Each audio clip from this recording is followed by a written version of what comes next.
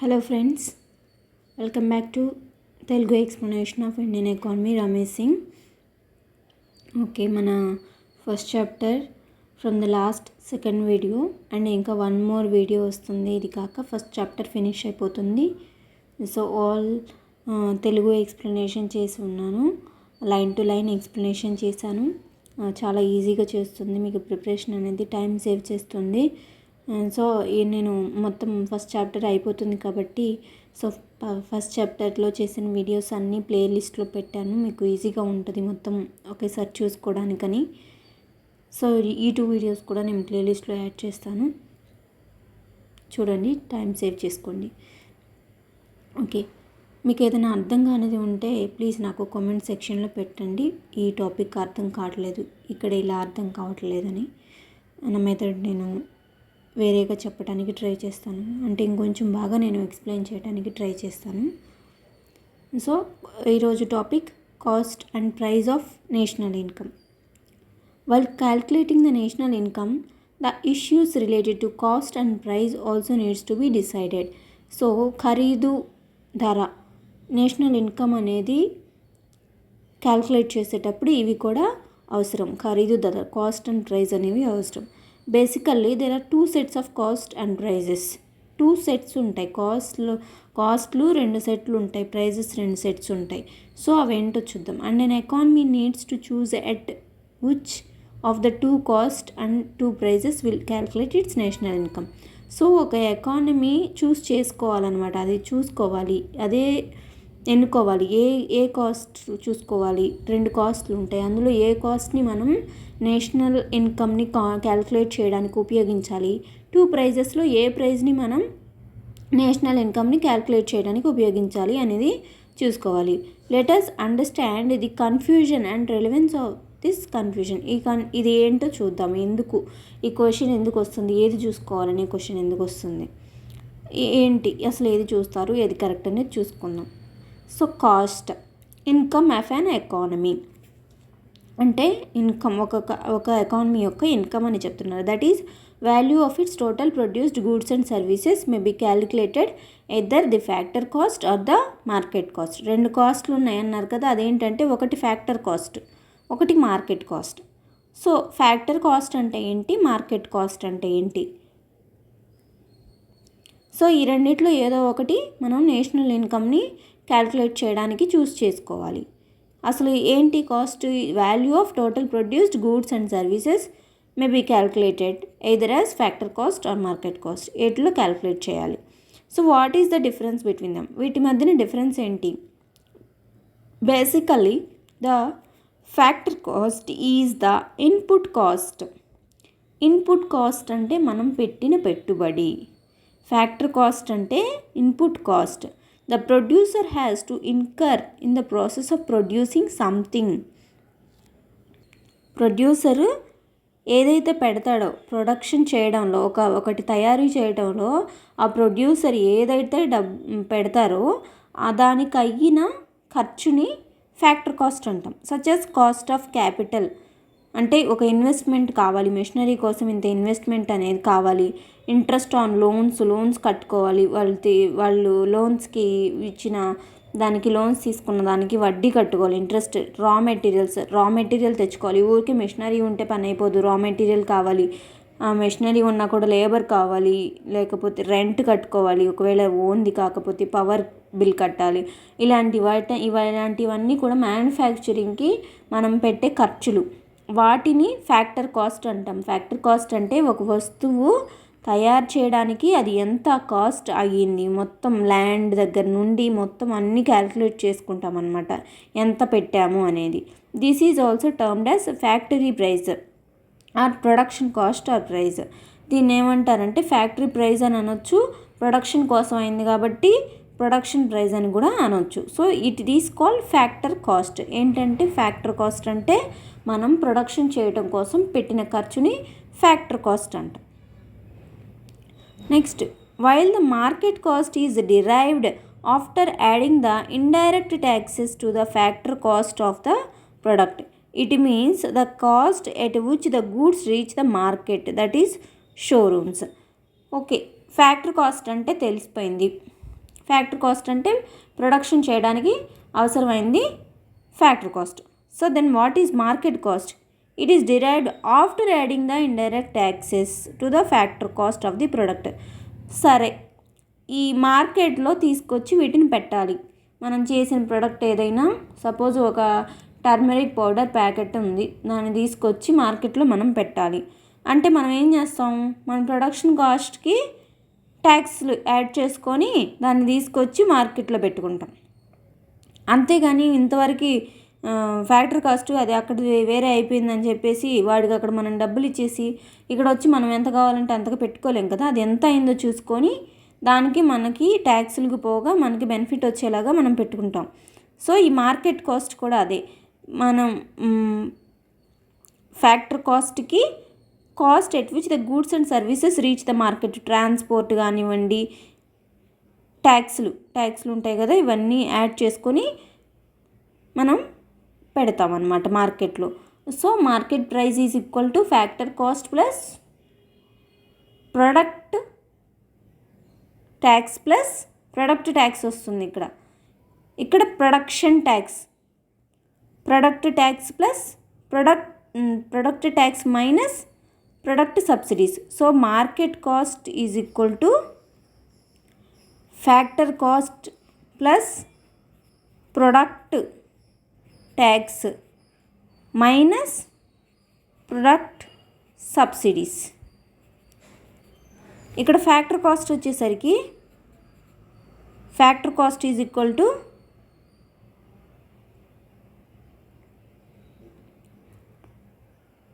వీటికి అయిన ఖర్చు, production expenditure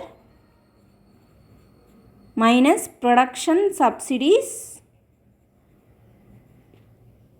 plus production tax. ప్రొడక్షన్కి కూడా కొంత బేసిక్ ట్యాక్స్ అనేది అవుతుంది కాబట్టి ప్రొడక్షన్ ట్యాక్స్. సో ఇక్కడ వస్తుందేమో ప్రొడక్షన్ ట్యాక్స్లు, ప్రొడక్షన్ సబ్సిడీస్ పోతాయి. ఇక్కడ ప్రొడక్షన్ ట్యాక్స్ రాదు, ఆల్రెడీ ప్రొడక్ట్ ప్రిపేర్ అయిపోయింది కదా. So product tax, product subsidies minus అవుతాయి, ప్రొడక్ట్ ట్యాక్స్ యాడ్ అవుతుంది. సో ఇక్కడ మనకి ఫ్యాక్టరీ కాస్ట్ అంటే ఏంటో, మార్కెట్ కాస్ట్ అంటే ఏంటో తెలిసిపోయింది. వీటికి రెండింటికి డిఫరెన్స్ ఏంటంటే, ఇక్కడ మనం ప్రోడక్ట్ని తయారు చేస్తున్నాం కాబట్టి ప్రొడక్షన్కి కావాల్సిన ఖర్చు, దాంట్లో నుంచి ఏమైనా సబ్సిడీస్ వస్తే వాటిని తీసేస్తాము. అక్కడ ట్యాక్సులు పే చేయాల్సి వస్తే ప్రొడక్షన్ కోసం ప్రొడక్షన్ ట్యాక్సులు పే చేసుకుంటాం. మార్కెట్ కాస్ట్లో ఏమవుతుంది, మార్కెట్ కాస్ట్కి వచ్చేసరికి ఎక్కడైనా factory cost plus product ready అయిపోయింది కదా, కాబట్టి product plus product tax minus product subsidies, discounts ఇట్లాంటివి ఉంటాయి కదా, మైనస్ ప్రొడక్ట్ సబ్సిడీస్ తీసేసుకుంటాం. This is also known as ex factory price. So the weight of the state taxes are then added to it. చూడండి ఇక్కడ state taxes add చేస్తారు to finally derive the market cost. In general they also called as factor price and market price అని కూడా వీటిని అంటారు. So India officially used to calculate its national income at factor cost. India జనరల్గా అఫీషియల్గా ఎలా calculate చేసిందంటే factory కాస్ట్తో calculate చేసింది. Though the data at market cost was also released which were used for other purposes by the government. Market data release చేసినా కూడా, market cost యొక్క data release చేసినా కూడా అది అదర్ పర్పసెస్ కోసం గవర్నమెంట్ వాడుతుంది, అంతేగాని నేషనల్ ఇన్కమ్ని కౌంట్ చేయడంలో, క్యాల్కులేట్ చేయడంలో వాడుతుంది. సిన్స్ జనవరి 2015 నుంచి సిఎస్ఓ సెంట్రల్ స్టాటిస్టికల్ ఆర్గనైజేషన్ ఇదేం చేసిందంటే has switched over to calculating at market price. Market కాస్ట్తో క్యాల్కులేట్ చేయడం స్టార్ట్ చేసింది. సో ఫ్యాక్టరీ కాస్ట్తో క్యాల్కులేట్ చేస్తుంది అప్పుడు దాకా. సో జనవరి 2015 నుంచి దీన్ని మార్కెట్ కాస్ట్తో క్యాల్కులేట్ చేయడం స్టార్ట్ చేశారు. The market price is calculated by adding the product taxes.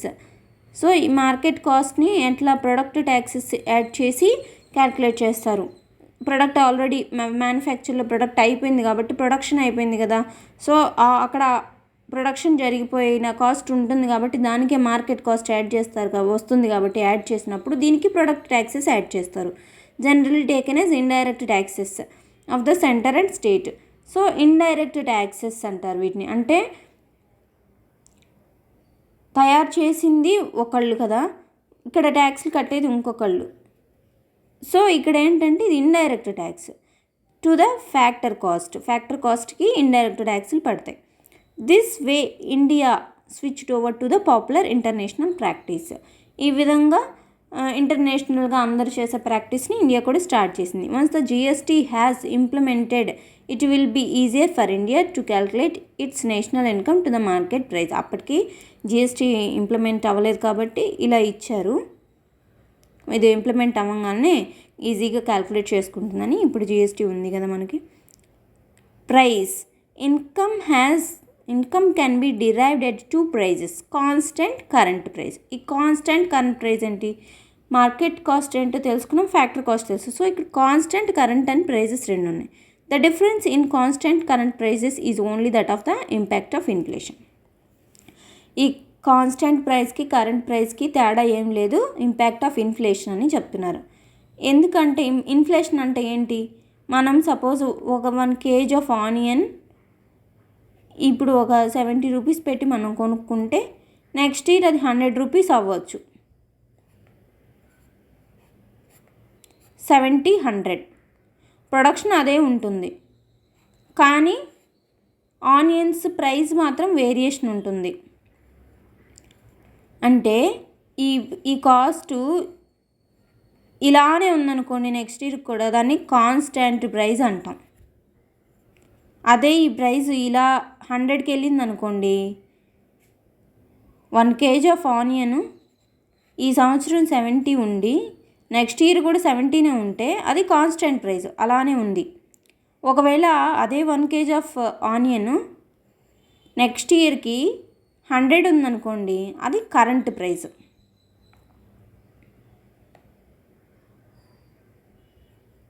Production same but cost varies, అంతే. కరెంట్ ప్రైస్ కాన్స్టెంట్ ప్రైస్ ఎందుకు కూడా తెలిసిపోయింది కదా. Is only the impact of inflation. ఇది ఇన్ఫ్లేషనే కదా. మరి అదే వస్తువు మనకి కొన్ని రోజులకి మారింది అంటే ఇన్ఫ్లేషన్ వల్లే. Inflation is considered stand still at a year of the past. This year of the past is also known as the base year. అంటే ఒక ఇయర్కి మనం ఎట్లయినా కంపేర్ చేసుకుంటాం కాబట్టి దాన్ని మనం బేస్ ఇయర్ అనుకుంటాం. In the case of the constant price while in the current price present day inflation is added. Current price విషయంలో అదే ప్రజెంట్ ఏ రేట్ అయితే ఉందో అది యాడ్ చేసుకుంటాం, కానీ కాన్స్టెంట్లో ఏ బేస్ ఇయర్ని అయితే తీసుకుంటామో దాంతో చూసుకుంటాం. సపోజ్ మనం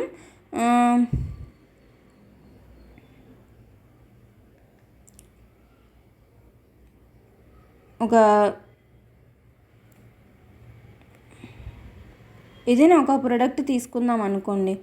ఏం ప్రోడక్ట్ తీసుకుందాం? సపోజ్ ఒక కార్ కానీ, సపోజ్ పెన్ తీసుకుందామండి. ఒక పెన్ తీసుకుందాం. ఈ సంవత్సరం ఒక 10 pens ప్రొడక్షన్ జరిగింది. 10 pens ప్రొడక్షన్ జరిగితే అప్పుడు కాస్ట్ ఎంత ఉంది? పోయిన సంవత్సరం 10 pens కాస్ట్ వచ్చి ఒక్కొక్క పెన్ 5 రూపీస్, 50 రూపీస్ ఉందనుకోండి. తర్వాత నెక్స్ట్ ఇయర్ 20, ఇక్కడ 5 రూపీస్ కాస్ట్ కాస్త 10 రూపీస్ అయింది, 200 ఉంది.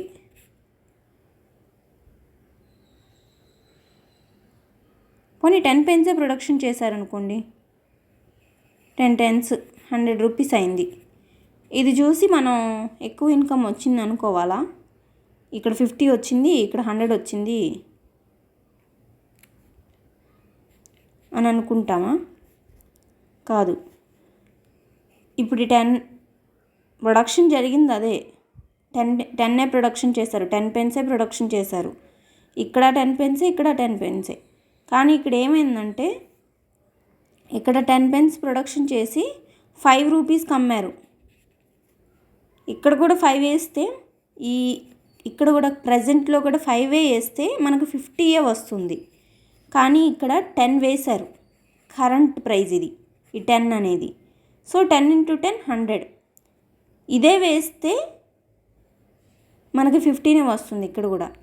కాబట్టి ఇప్పటి ప్రొడక్షన్కి అప్పటి కాస్ట్ వేస్తే అది కాన్స్టెంట్ ప్రైస్. ఇప్పటి ప్రొడక్షన్కి అప్పటి కాస్ట్ వేస్తే కాన్స్టెంట్ ప్రైస్, అప్పటి ప్రొడక్షన్కి ఇప్పటి ప్రొడక్షన్కి ఇప్పటి కాస్ట్ వేస్తే current price. Very simple. Production సేమ్గానే ఉంటుంది కానీ కాస్ట్ ఇన్ఫ్లేషన్ వల్ల మారుతుంది. ఇప్పటి ప్రొడక్షన్కి అప్పటి కాస్ట్ వేస్తే కాన్స్టెంట్, ఇప్పటి ప్రొడక్షన్కి ఇప్పటి కాస్ట్ వేస్తే current. This is the difference between constant and current.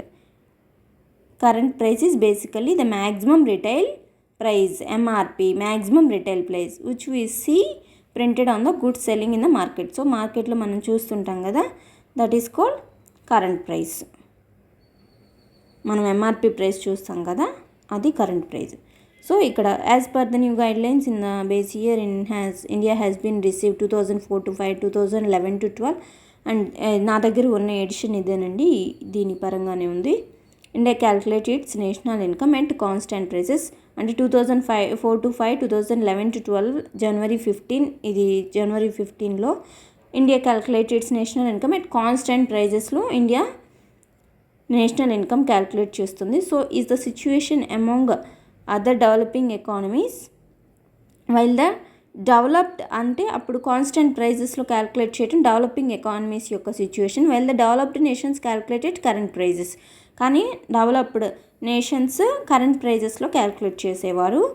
Though for the statistical purpose the CSO also releases the national income data at current prices. Statistical organisation current ప్రైజెస్లో కూడా national income data release చేసేది. Why? Basically inflation has been a changing aspect. చెప్పాను కదా ఇందాక, impact of ఇన్ఫ్లేషన్ని challenging aspect of policy making in India because of its level range in which it dwindles and its stability. అంటే ఎలా తారుమారు అవుతుంది, ఎలా ఇది స్టెబుల్గా ఉంటుంది అనేది మనం చూడొచ్చు. In such situations growth in the income levels of population living below poverty line can never be measured accurately. So వాళ్ళ బిలో పవర్టీ లైన్లో ఉన్న వాళ్ళ గ్రోత్ రేట్ అనేది మనం మెషర్ చేయడం కష్టంగా ఉంటుంది. Due to higher inflation the section will show higher income and the government will never be able to measure the real impact of its poverty elevation programs. So ఈ inflation గురించి మనం సరిగ్గా చూడకపోతే, పాలసీ మేకింగ్లో ఇన్ఫ్లేషన్ గురించి తెలుసుకోకపోతే వాళ్ళ poverty elevation programs and poverty పోగొట్టడానికి కొన్ని ప్రోగ్రామ్స్ చేస్తాం కదా, అవి కరెక్ట్గా చేయలేం. కాబట్టి కరెంట్ ప్రైజెస్ని గురించి కూడా చూస్తుంది. So this is constant prices and current prices, factor cost and market cost.